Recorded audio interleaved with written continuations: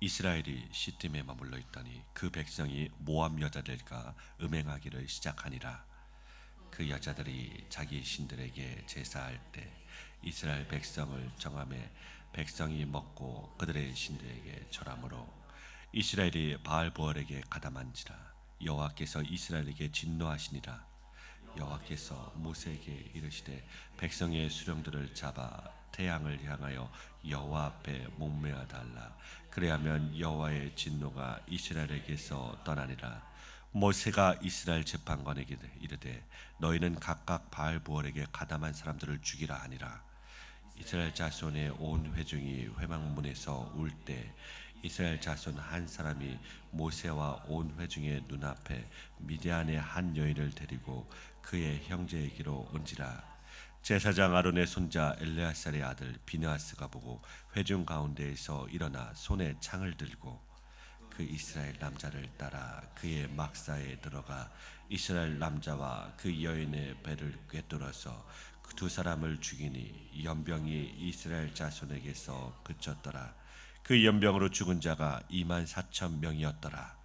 여호와께서 모세에게 말씀하여 이르시되 제사장 아론의 손자 엘레아살의 아들 비느하스가 내 질투심으로 질투하여 이스라엘 자손 중에서 내 노를 돌이켜서 내 질투심으로 그들을 소멸하지 않게 하였도다. 그러므로 말하라. 내가 그에게 내 평화의 언약을 주리니 그와 그의 후손에게 영원한 제사장 직분의 언약이라. 그가 그의 하나님을 위하여 질투하여 이스라엘 자손을 속죄하였음이니라. 죽임을 당한 이스라엘 남자 곧 미디안 여인과 함께 죽임을 당한 자의 이름은 시므리니 살루의 아들이요 시므온인 조상의 가문 중 한 지도자이며 죽임을 당한 미디안 여인의 이름은 고스비이니 수르의 딸이라. 수르는 미디안 백성의 한 조상의 가문의 수령이었더라. 여호와께서 모세에게 말씀하여 이르시되 미디안들을 대적하여 그들을 치라. 이는 그들이 속임수로 너희를 대적하되 부월의 일과 미디안 지휘관의 딸 곧 부월의 일로 연병이 일어난 날에 죽임을 당한 그들의 자매 고스비의 사건으로 너희를 유혹하였음이니라. 아멘. 오늘 본문 1절부터 3절 말씀에 있어서는 이스라엘 백성이 모압 여자들과 음행하여 우상을 섬기게 됩니다. 이에 여호와께서 이스라엘에게 진노하시게 되십니다. 이스라엘 백성이 왜 이렇게 되었을까요? 발락 왕이 발람을 불러 세 번이나 이스라엘을 저주하려고 하였지만 저주는커녕 축복만 쏟아지게 하였습니다. 그러므로 발람이 떠나야 하는데 그동안 받은 대접을 생각하니 미안한 마음이 들었는지 발락 왕에게 한 꾀를 전하여 준 것입니다. 민수기 31장 16절 말씀입니다. 보라, 이들이 발람의 꾀를 따라 이스라엘 자손을 부월의 사건에서 여호와 앞에 범죄하게 하여 여호와의 회중 가운데 연병이 일어나게 하였느니라. 아멘. 모세가 미디안을 진멸하라고 하였는데 여자들을 살려왔기에 책망하면서 하는 말입니다. 오늘 본문에서 일어나는 바알보올 사건이 발람의 꾀를 따라 일어난 일이라고 합니다. 본문 4절부터 5절입니다. 백성의 수령들을 잡아 태양을 향하여 여호와 앞에 목매어 달라고 합니다. 백성의 지도자들이 그런 음행을 막지 못한 것도 있고 또한 앞장서기도 하였기 때문입니다. 그러므로 태양을 향하여 목을 메어 달라고 한 것은 사람들이 다 보게 하기 위함인 것입니다. 그리고 바알이 각 지역의 이름과 함께 불려지게 됩니다. 그러므로 바알부월이란 부월의 바알이라는 뜻입니다. 세겜의 바알브릿, 에그론의 바알세붓, 시돈의 바알 등이 있습니다. 이러한 바알 숭배는 각 지역의 특성을 따라 이루어지지만 공통점은 풍요와 다산을 기원하는 우상 숭배라는 것입니다. 이러한 바알 숭배는 음행이 제사의 순서입니다. 오늘 말씀 6절부터 9절입니다. 이스라엘 자손의 온 회중이 회막 문에서 울게 됩니다. 수령이 죽었기에 가족들이 울 것이며 연병으로 죽은 자들도 많기에 그로 인하여도 우는 자들이 있을 것입니다. 이 울음은 슬픔의 울음이기도 하였고 원망의 울음이기도 하겠고 또는 회개의 울음일 수도 있는 것입니다. 이런 상황인데도 이스라엘의 남자가 미디안 여인을 데리고 음행하기 위하여 자기 막사로 들어가게 됩니다. 지금 이스라엘의 상황이 이러한데도 이 사람이 이렇게 하는 것은 누구의 눈치도 보지 않는 모습입니다. 이런 모습에 비느하스가 창을 들고 이들의 막사에 들어가 배를 꿰뚫어서 죽임으로 연병이 그치게 됩니다. 연병으로 죽은 자가 2만 4천 명이라고 합니다. 10절부터 13절 말씀입니다. 여호와의 질투심으로 질투하여 이스라엘 자손 중에서 여호와의 노를 돌이키게 한 비느하스에게 하나님께서 평화의 언약을 주신다고 하십니다. 비느하스가 같이 질투하는 자가 하나님의 질투하는 심판을 막았기에 평화의 언약을 주셨다는 것입니다. 그래서 비느하스와 그 후손에게 영원한 제사장 직분을 주라고 하십니다.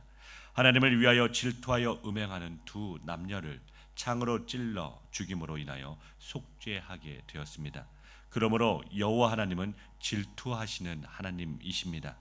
하나님께서 어떻게 질투하시냐고 하시겠지만 사랑하지 않으시면 질투하지 않습니다. 질투하심이 하나님의 사랑입니다. 14절부터 17절 말씀입니다. 죽임을 당한 자의 이름과 그 가문까지 다 밝히십니다. 이스라엘의 남자 시므리가 시므온 지파인데 그 가문의 지도자인 것입니다. 미디안 여인이 고스비인데 그도 한 가문의 수령의 딸입니다. 그리고 미디안인을 대적하여 그들을 치라고 하십니다.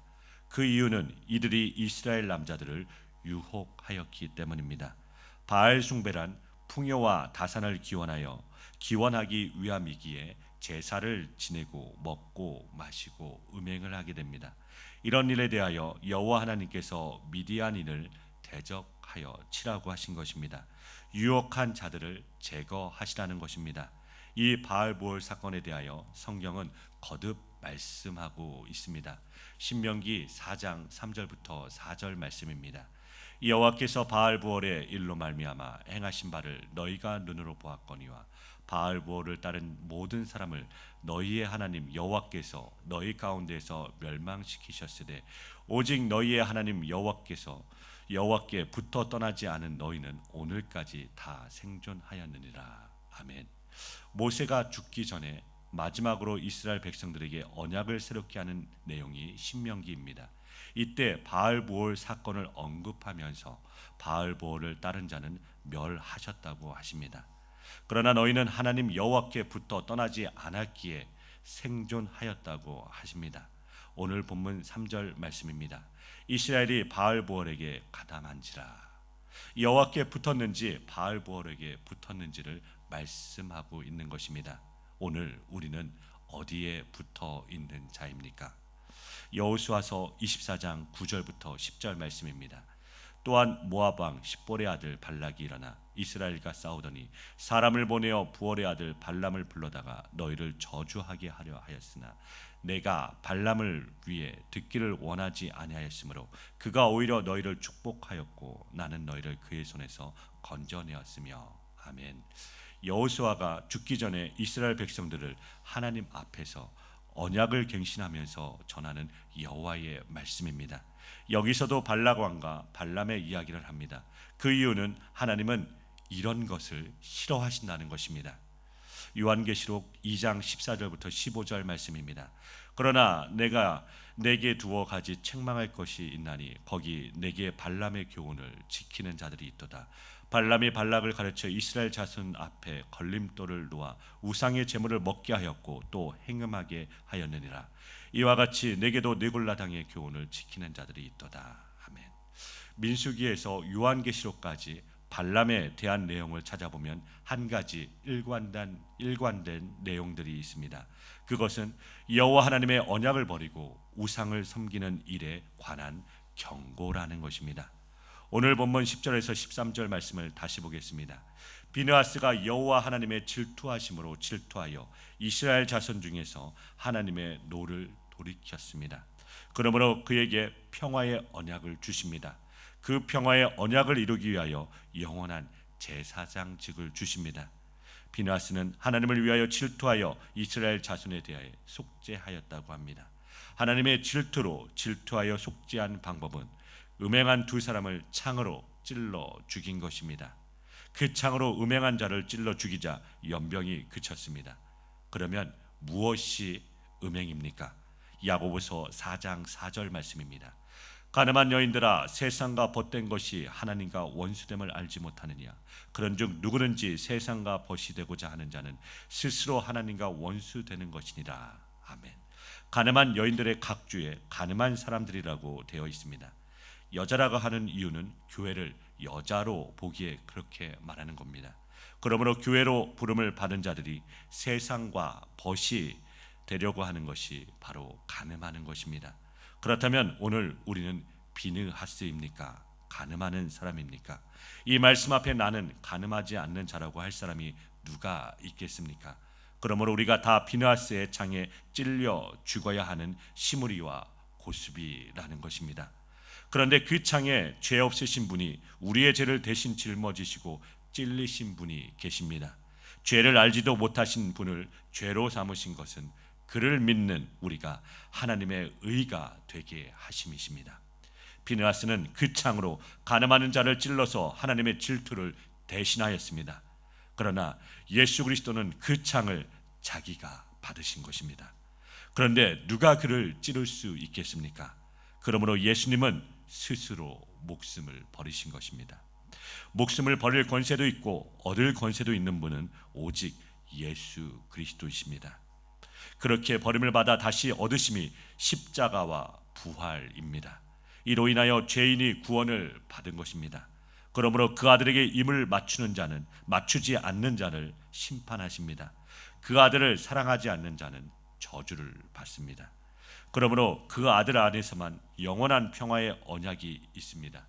이 영원한 평화를 지금 여기서부터 맛보며 누리는 자가 성도이며 이들은 더 완전한 하늘의 평화를 소망하며 살아가는 것입니다.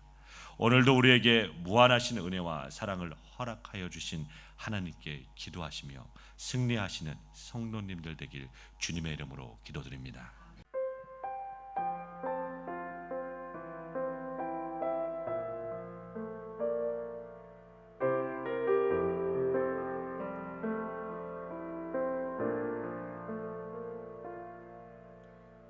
하나님의 부르심에는 후회하심이 없네.